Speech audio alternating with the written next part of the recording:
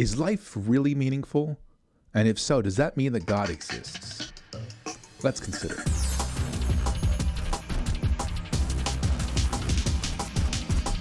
Hello, philosophers. I'm Chico. Welcome to the Philosopher's Show, where we consider the greatest questions of human history. I'd like to start off this video talking about probably my favorite story.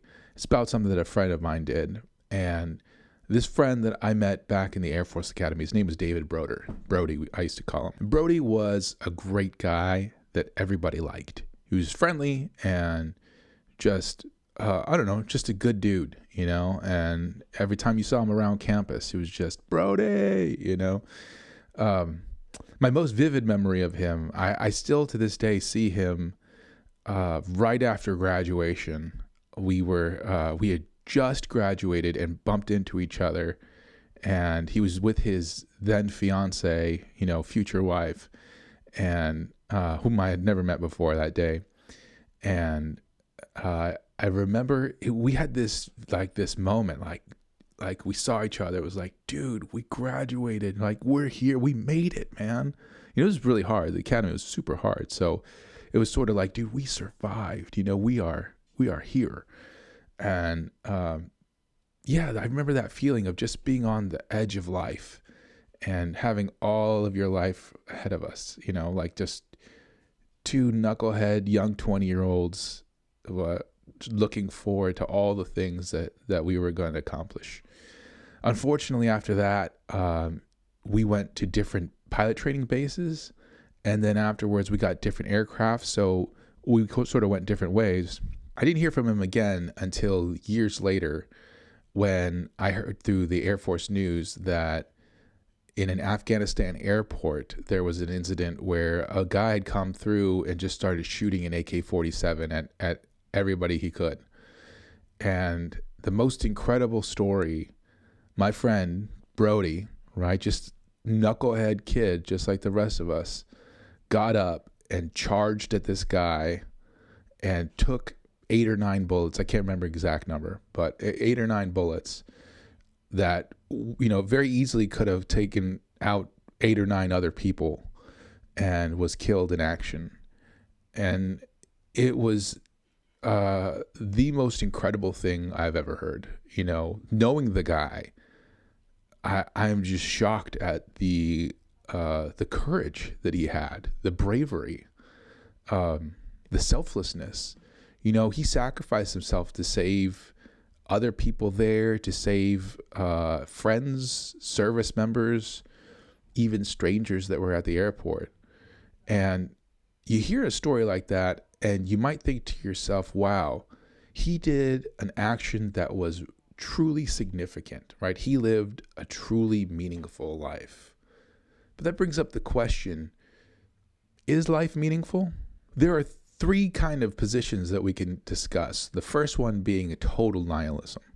And in total nihilism, you would think that no, there is no such thing as meaningfulness, right? Our lives are totally meaningless. Everything in the world is totally meaningless. So for a nihilist, doing something as incredible as Brody did would be just as significant, just as meaningful as something that we would typically take to be insignificant, like scratching yourself, or something we would take to be crass, like wiping your butt, or just as significant as something we take to be very immoral, like committing genocide or serial rape, or even just as significant as something that's totally random, like 2 asteroids colliding in space.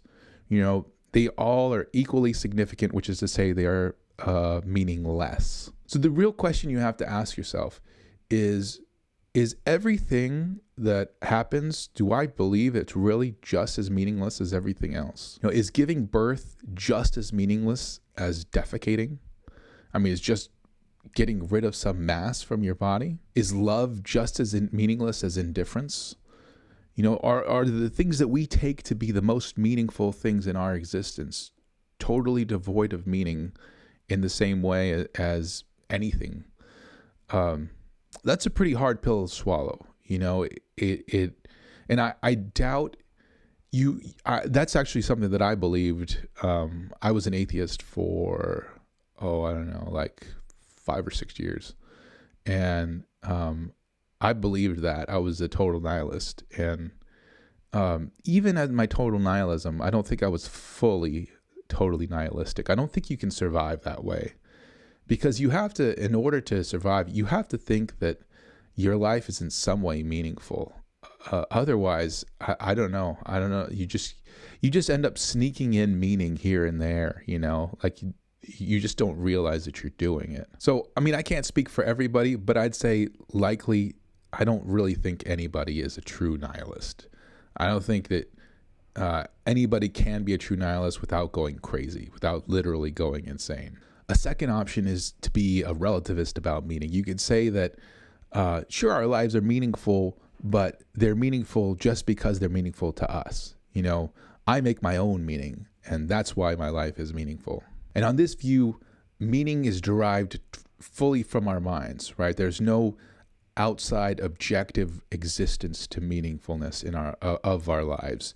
It's purely coming from our minds. That's the whole locus of and existence of meaning. But to me, I would say that this view is really just a veiled nihilism too. To say something only exists in your mind is really to say that it doesn't exist at all. It's really to say that it's a figment of your imagination, right?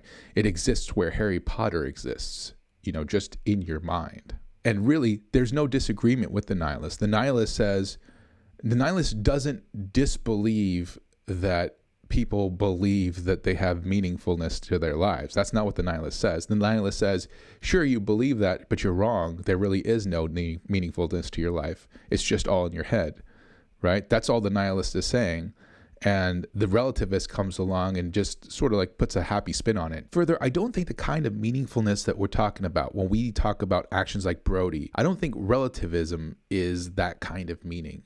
And it's because it's observer dependent. An action in this case would only be meaningful if it was meaningful to some person. But imagine that Brody had done this and nobody actually saw. Everybody just ducked behind some piece of furniture. And for all they knew, Brody just happened to get shot 9 times. And you could say, well, it was a meaningful action to him. But let's say that he just instinctively, through the great moral character that he had, reacted so that he didn't have time to think. It was still something great that he did because it came from his character, but it wasn't something that where he got to reflect on it and say, oh, this is a meaningful thing for me to do. Well, in this case, his action would be totally meaningless because there were no observers.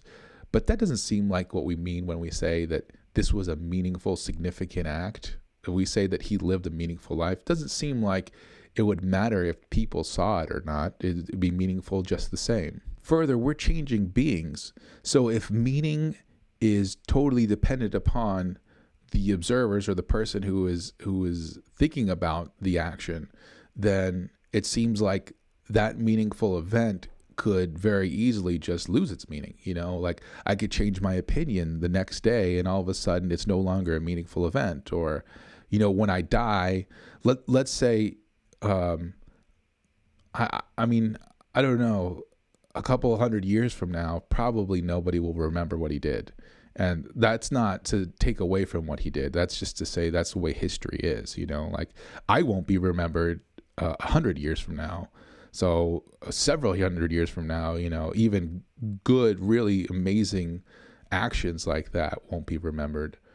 And will that make it any less meaningful that he did that? No, it seems like it shouldn't be dependent upon us thinking that it's meaningful. It should be meaningful no matter what. And if that's the case, then we might be objectivists about meaning. We might think that our lives are meaningful regardless of what anybody thinks about them, regardless about whose opinion is what or anything, who observes what we do. Our lives could be meaningful despite all of those things. Now, of course, you might still say that life is meaningless, or you still might say that meaning is relative. And if that's the case, then this argument is not going to work for you, which is okay. There are other arguments for the existence of God. This one doesn't have to be the one. But if you are at all convinced that an action like Brody's is a meaningful action, then we have this question, where does this meaningfulness come from? So imagine you're walking in a forest and a wind picks up and blows a thing of paint all over a plank of wood. You look at it and the paint is just it's not like totally covered. It's sort of just like squiggles of paint all over the wood. And you look at that piece of wood and you say to me, what does this mean? That's a bizarre question. What do you mean, what does this mean? It's just some stuff that the wind threw up there, right? That's not something that's meaningful. When does it become meaningful? Well, it becomes meaningful when you see somebody actually taking a pen or a paintbrush, not a pen, and painting on using the same materials, right? So these are materially identical objects, plank of wood, paint, and actually putting symbols onto the piece of wood. That's the only time that the sign becomes meaningful. What's the difference? The one was created by accident. The other was created by an intelligent agent with intention, right?